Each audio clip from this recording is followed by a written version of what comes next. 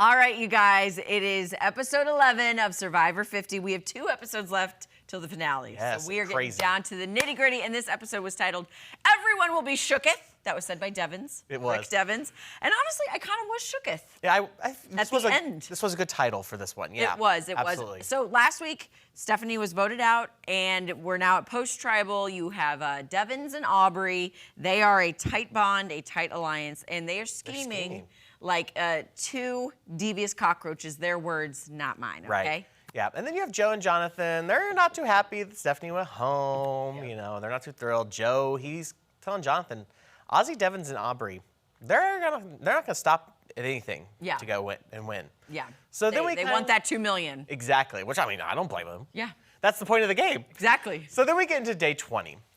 Let's just start off with Devins is on cloud 9. He feels so good. And I mean, I don't blame him. He saved himself. He racked up another $1 million in the jackpot. Yes. Why wouldn't you? But then he gets to reveal his Mr. Beast idol. And it's a normal idol, which I was kind of surprised by. That's good until the last 7 people are there. Yes, exactly. So, and there's currently 9 on the beach at this point in time. Yeah. So everyone, really good. He has a whole dance montage. Oh, it's She's so funny. Like, I'm on top of the world. Yeah. I just got us $1 million. Everyone's in a good mood except Joe and Jonathan. Yeah, these 2. Joe thinks that Devin's move with the fake idol was so inappropriate and disgusting, which I'm like, what? Yeah. Why are you calling it inappropriate and disgusting? It's a Survivor. Yeah. He calls it an attack, and he's talking to Suri about this. And Suri's like, listen, it's a survival move. Mm-hmm. What was actually the attack was everybody getting ready to vote for him. Like, you and I, we were about to vote for him. Like, and Suri is the voice of reason on the beach. Suri is like the mom of the whole group, no matter how old they are. But Mama Bear is getting annoyed and kind of sick and tired of Joe having to babysit him and his emotions. Yeah. So then Suri and Tiff kind of get together, and Tiff wants to go after Ozzy or Rizzo, who both have idols. They want to, what do they call it? Flush the idol. Yeah, flush that. Well, I think that if I remember right, a lot of people don't even know Rizzo has 2 idols. Yeah. And Rizzo hasn't been touting it very much. Speaking Even of Suri. a devious cockroach, Right. Rizzo has just skated by this entire season. Yeah, and Suri wants to keep Ozzy and Rizzo, but she wants to flush their idols because she doesn't want it to backfire on her. Mm-hmm. And she tells Ozzy, hey, everybody's working towards you, so just keep that in mind. And Ozzy, he even's like, I'll play my idol because he had a nightmare the night before. That's called a premonition, dude. He went home with the idol in his pocket. So. And then we get this nice touchy moment between Ozzy and Devins about parenthood, Ozzy's father, and everything like that. Mm-hmm. But then you have Emily going on to Devins and wanting to flush the idols as well, but also target Joe and Suri. Yeah. So a lot happening there. But then we get into our immunity challenge. Yes, which honestly, Rizzo kind of called this right from the bat. There was some little riddle that they had to read, but basically the challenge is this. You see it there, balancing on a triangular platform, feet perched on narrow footholds, and you're moving it higher in intervals. So if you touch the platform or you fall off of it, you are out. You are not winning immunity. The winner gets an advantage that impacts, a tribal twist. Yeah. And kind of in normal fashion, Suri's out first. She's not a very strong comp beast. She's more of a social beast. Oh, she's very much social game. But it comes down to, honestly, I was surprised. A majority of the castaways make it to the very final level where they have to balance on the very top with just one leg. Also, that is an amazing shot of Ozzy falling. Right. So everyone starts to drop like flies. Yeah. And it comes out, okay, Tiffany, congratulations, you're our winner. Back-to-back. Or is she? Yes, back-to-back weeks, you're like, oh my gosh, Tiffany won last week, she's winning this week. And all of a sudden, Jeff is getting ready to give her the immunity necklace, and they're like, hold on, wait, issue. Mm-hmm. They go back, and I guess, off camera, they've got producers, quality control, people watching very closely, so in case Jeff doesn't catch it. Yeah, and so it turns out Tiffany actually didn't get she had both of her feet still on the platform by the time everybody else was already falling off. Yes. So it comes down to actually where Jonathan is our true winner for this one, and he actually won this challenge back in his season as well. So congratulations on your double win on this one, Jonathan. Yes. Okay, so remember, you win immunity, but also you get an advantage that's going to take place at Tribal, and this is called the Power Broker Advantage. So the 8 non-safe castaways break into 2 tribes of 4, and then both groups are going to go to Tribal, and they have to vote someone out within their group of 4. Jonathan, his advantage, he gets to attend both tribals, and he gets to get cast a vote at both tribals. Such a great advantage for this one. Yeah. So our groups come down to Group 1, Cirie, Tiff, Emily, and Devins.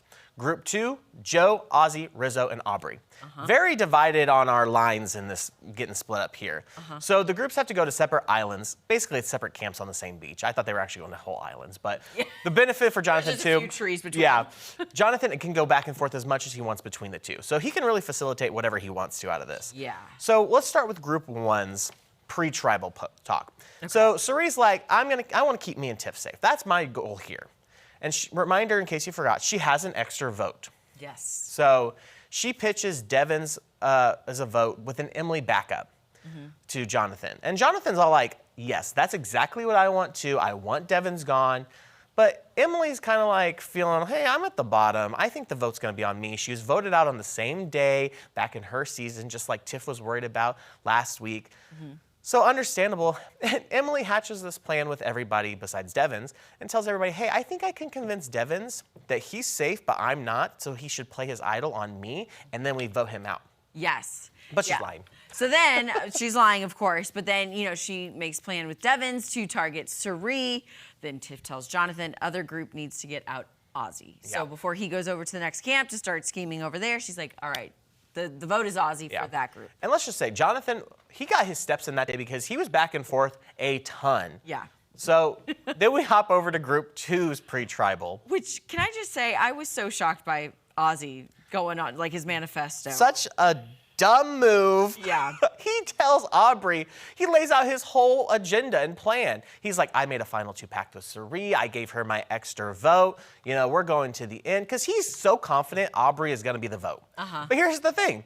Aubrey makes it her mission to tell everybody Ozzy's agenda. Because what else are you going to do? Right? Hey, here's what's up, you guys. Yeah, and so then the vote kind of starts to get talked about going to Ozzy. So Joe, though, wants to kind of loop in Rizzo because he doesn't want to be on bad blood with Rizzo if he gets left out. Jonathan's not so sure about that, though. Which, I mean, I don't blame him when you kind of know that Rizzo and Ozzy have been close together. Yeah, they're part of that threesome, and then Cirie is on the other camp. So Rizzo does talk to Ozzy, but he really debates on whether to warn Ozzy or not to use his idol. Because early in the episode, Cirie even said that we have a code word. Yes. On if we say it, you should play your idol. Exactly. So. But Rizzo does what Rizzo does best, and because he's looking out for himself, which, okay, yeah, you have to. He does not tell Ozzy to play his idol. He's like, no, you should be good. Like, you're going to be safe tonight. Crazy. But let's go to Group 1's tribal council. Let's do it. So, in a smart fashion, Devins plays his idol on himself. Yes. Why wouldn't you? It's only good for another tribal council, basically. So, and then in the vote, Cirie uses her extra vote as well.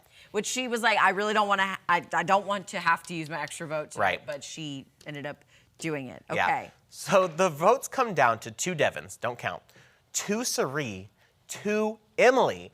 Okay. So we have to have a revote between Emily and Cirie.